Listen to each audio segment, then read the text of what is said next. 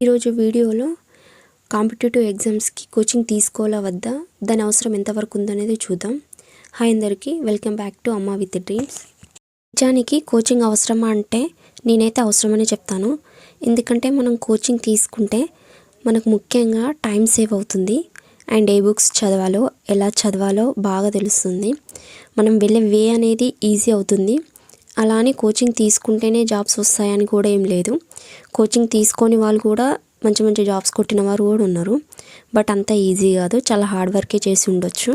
నా సజెషన్ ఏంటంటే అమౌంట్ ఉండి హైదరాబాద్ వెళ్ళి హాస్టల్ ఫుడ్ అడ్జస్ట్ అవుతూ ఉంటారు అనుకునే వాళ్ళు తప్పకుండా తీసుకోండి. కొంతమందికి అమౌంట్ ప్రాబ్లం ఉంటుంది, ఇంకొంతమందికి ఫ్యామిలీ ప్రాబ్లమ్స్ అండ్ హౌస్ వైఫ్స్ కూడా ఉంటారు కదా, అలాంటి వాళ్ళు ఆన్లైన్ కూడా తీసుకోవచ్చు.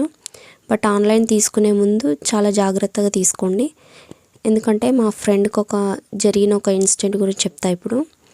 తను ఆఫ్లైన్లో కోచింగ్ తీసుకుందాం అనుకొని దిల్సుఖ్ నగర్ వెళ్ళి అక్కడ అమౌంట్ కూడా పే చేసి 1 month ఉంది అండ్ తనకి ఫుడ్ పడలేదు హాస్టల్లో.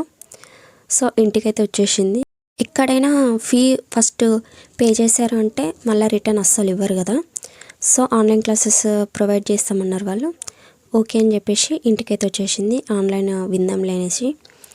ఇంకా ఒక్క క్లాస్ కూడా సరిగ్గా రాలేదు తనకి.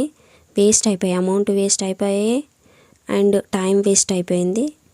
అందుకే చెప్తున్నా, మీకు సబ్జెక్ట్ మీద ఐడియా ఉండి అండ్ బుక్స్ చదువుతుంటే మెజారిటీ టాపిక్స్ అర్థమవుతూ ఉంటే మీరు ఓన్గానే ప్రిపేర్ కావచ్చు. బట్ కోచింగ్ తీసుకోవాలనుకునే వారికి మాత్రం ఇప్పుడు టైం ఉంది. ఎప్పుడైనా సరే నోటిఫికేషన్ వచ్చేలోపు కోచింగ్ కంప్లీట్ అయి ఉండాలి. నోటిఫికేషన్ వచ్చాక చూసుకుందాంలే, అప్పుడు తీసుకుందాంలే కోచింగ్ అనేసి నెగ్లెక్ట్ చేయొద్దు.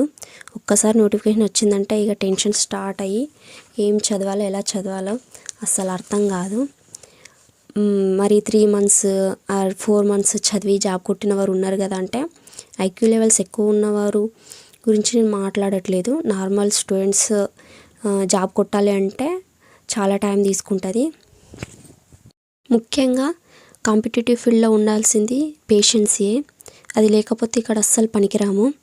నోటిఫికేషన్ వచ్చి అండ్ ఎగ్జామ్ రాసి మళ్ళీ ఒకవేళ వస్తే కూడా మనం జాబ్లో జాయిన్ కావడానికి చాలా టైం తీసుకుంటుంది. ఎన్ని ఇయర్స్ అవుతుందో కూడా అసలు పక్కా చెప్పలేము.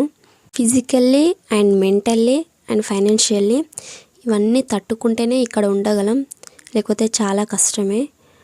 నేనైతే నోటిఫికేషన్స్ కోసం వెయిట్ చేయట్లేదు. ఎందుకంటే ఫస్ట్ నా సిలబసే కంప్లీట్ కాలేదు కాబట్టి, నా సిలబస్ కంప్లీట్ అయ్యాక రివిజన్స్ అయ్యి నేను ఏదైనా టెస్ట్ సిరీస్ రాసి అందులో గుడ్ మార్క్స్ వస్తున్నాయి అంటే నేను ఇప్పుడు ఒక వేలో ఉన్నాను నోటిఫికేషన్స్ కోసం. అప్పుడు ఎదురు చూస్తానేమో. అప్పటి వరకు అయితే నేను ఎప్పుడు వచ్చినా ఓకేనే అంట. ఓకే, మరి నేను చెప్పిన ఈ ఇన్ఫర్మేషన్ మీకు యూజ్ఫుల్ అనుకుంటే ఒక్క లైక్ చేయండి, నాకు కొంచెం ఎంకరేజింగ్గా అనిపిస్తుంది. ఇంకా ఏమైనా మీకు డౌట్స్ ఉంటే కామెంట్లో చేయండి అండ్ ఆన్సర్ అయితే చేస్తాను.